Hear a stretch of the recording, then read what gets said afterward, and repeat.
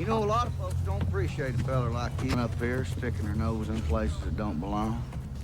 You need to be careful about slinking around here. Somebody will think you're an animal and shoot you. Now, you understand what he's saying, don't you? You mean someone might get hurt? You could be an English teacher, probably, except you don't understand plain English, do you? That's pretty plain English. Get out. Get out. I decided I'm gonna stick around for a while. It's tough shit right here.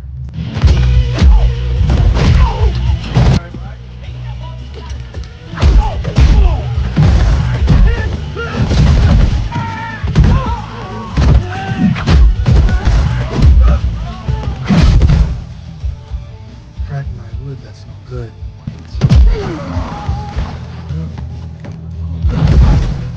Taggart, would you come with me, please? You wanna go have a little coffee together? I'm not here to socialize. That's all you beat up guys, man. I'm cotton is beat almost to death. People get hurt and you're always around. Battery, I figure it's good for a 10-day lockup. You know who I am. I can arrest you just as easy as you can arrest me. Why don't you get back in Orin's car with Orin's little department? Take off. Maybe you'll believe a gun up your butt. Cuff him.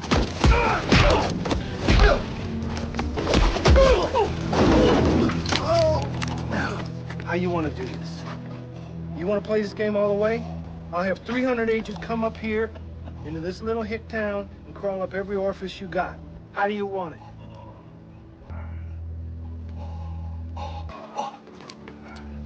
The narrative unfolds with the shocking murder of two federal agents, setting a dark tone for the events that follow. Shortly thereafter, a third agent, who had been investigating pollution in Jackson County, Kentucky, is also found dead. His car lies wrecked in the woods, and his lifeless body bears 3 stab wounds, with a beer bottle ominously placed beside him. Despite these troubling signs, the local police dismiss the incident as a tragic accident. Given the suspicious nature of the deaths, the FBI dispatches Jack Taggart to uncover the truth behind these grim occurrences. Jack sets off to Jackson County, burdened by the weight of his loss. The deceased agent was not just a colleague but a close friend. Determined to unravel the mystery surrounding the investigation's failure, Jack seeks answers. Upon his arrival, he meets Reverend Goodall, the town's priest, who reveals a disturbing reality. Toxic waste is being clandestinely dumped into abandoned mines, contaminating both land and water. The locals are aware of this environmental crime but remain silent, fearing for their livelihoods tied to the mine owners. Recognizing the need for discretion, Jack decides to go undercover. He takes refuge in a small room in the church's basement and poses as a volunteer carpenter to blend in with the townspeople. During one of his assignments fixing a porch at a nearby home, he learns from the family that their son is gravely ill. Seizing the opportunity, Jack speaks with the boy's sister, who explains that his condition stems from the polluted river water. Just then, the boy's father bursts in, vehemently asserting that toxic chemicals dumped into the river are to blame for his son's illness. Armed with this critical information, Jack sets out to investigate further and collect water samples from the contaminated area near the mines. While testing the water, Jack spots a boy urinating into the river and instinctively chases after him. This leads him to stumble upon a hidden marijuana field where he confronts its growers. I got it. What the fuck are you doing here, pretty boy? I was just taking a little Sunday stroll. I guess maybe it's not Sunday. You picked a fine time to take a walk in our marijuana field. Deliverance. You got a pretty mouth, boy. In a swift display of skill, Jack subdues them without any intention of making arrests. The following day at church, Orin Hanner Jr., a representative from the coal mining company, notices Jack and expresses his disdain. After the service, he warns his men to keep Jack off their streets. That night, Jack's room is invaded by thugs who leave 2 rattlesnakes as a threatening message. However, Jack manages to capture the snakes alive and decides to turn the tables by placing them in the thugs' pickup truck. Well, the snakes didn't do it. When they discover the snakes, panic ensues, resulting in a crash. The next day, as Jack returns from the store, he finds those same thugs waiting for him, perched on his car and demanding that he leave town. You know, a lot of folks don't appreciate a fella like you up here sticking their nose in places that don't belong.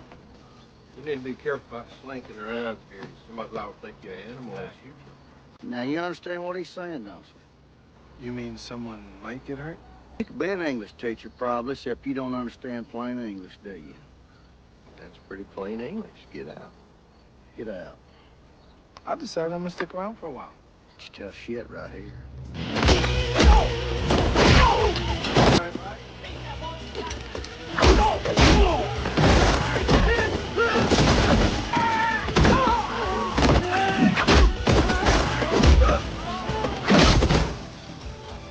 Crack my wood, that's no good.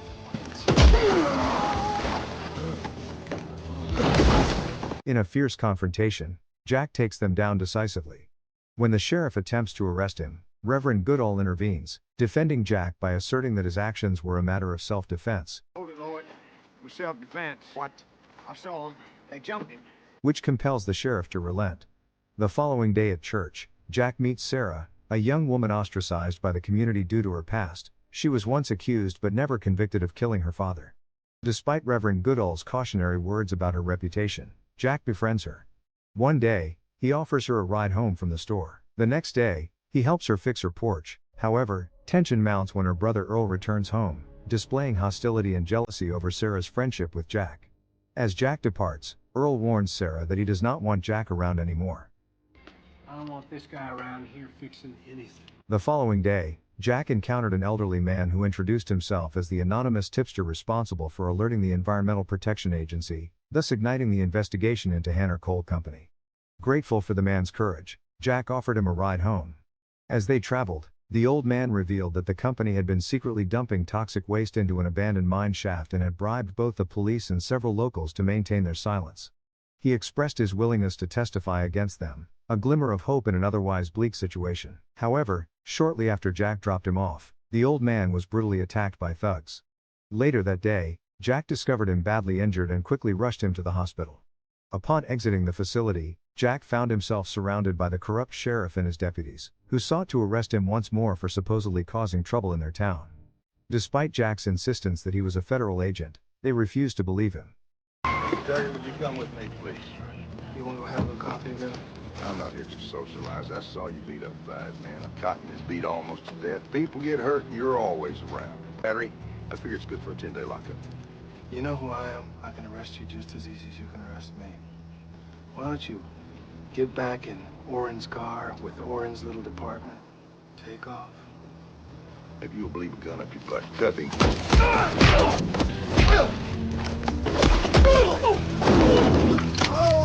Now, how you want to do this? You want to play this game all the way? I'll have 300 agents come up here into this little hick town and crawl up every orifice you got. How do you want it?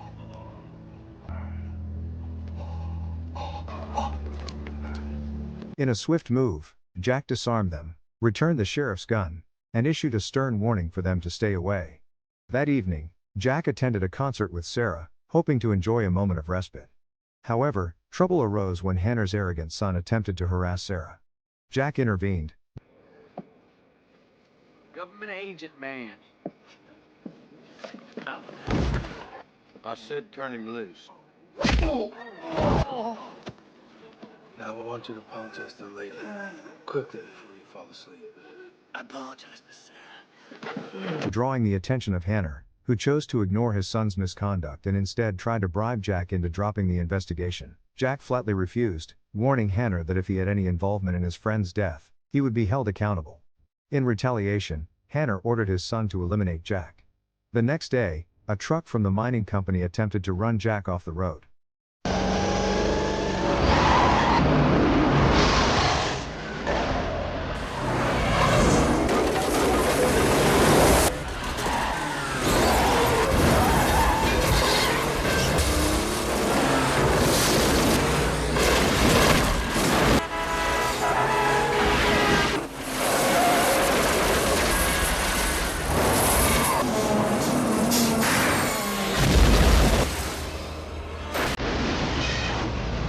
By sheer luck, Jack survived the attack, but the truck driver met a tragic fate when his vehicle careened off a cliff.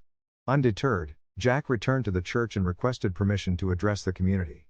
He informed them of the dire situation and urged them to unite against the corruption plaguing their town. Amidst this gathering, the priest revealed a dark truth about Sarah's family. Earl had murdered their father upon him discovering that Earl had been assaulting Sarah. Later that night, Earl, now working for Hanner, sneaked into the church and set it ablaze, killing the priest in an attempt to silence Jack's investigation. Under the guise of wanting to expose Hanner, Earl lured Jack to the mines but instead led him into a trap orchestrated by Hanner's son and a group of mercenaries. A violent shootout erupted as Jack reacted swiftly to defend himself. Randall, you do it.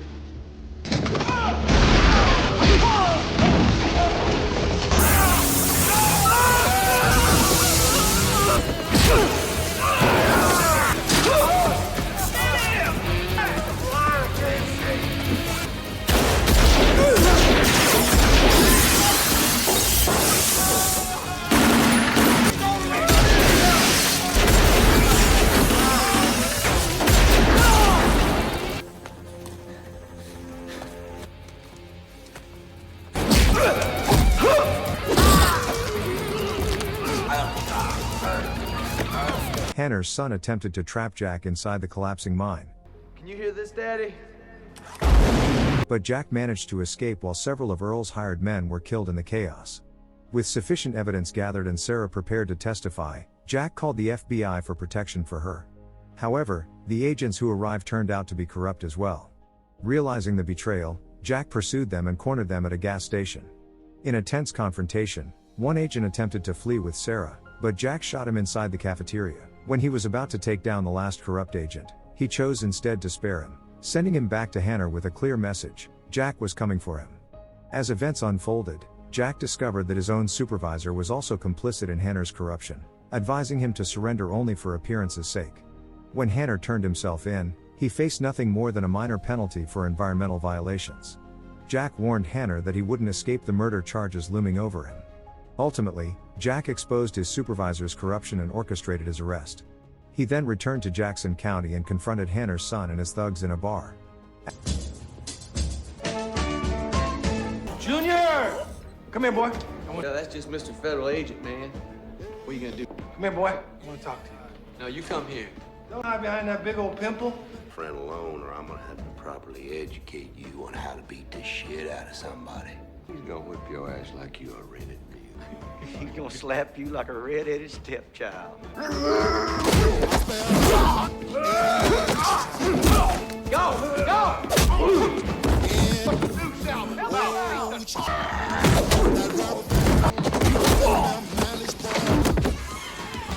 My nose!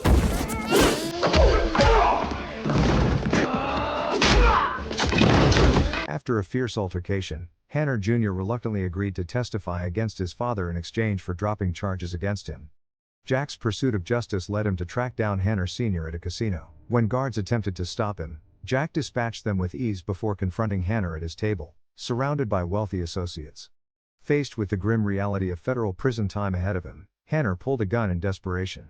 However, Jack shot him in the shoulder, resulting in his arrest. With justice finally within reach, Jack returned to Kentucky and reunited with Sarah, bringing their tumultuous journey to a close. Thank you for watching. If you're new here, don't forget to subscribe for more recaps. Until next time, have a wonderful day.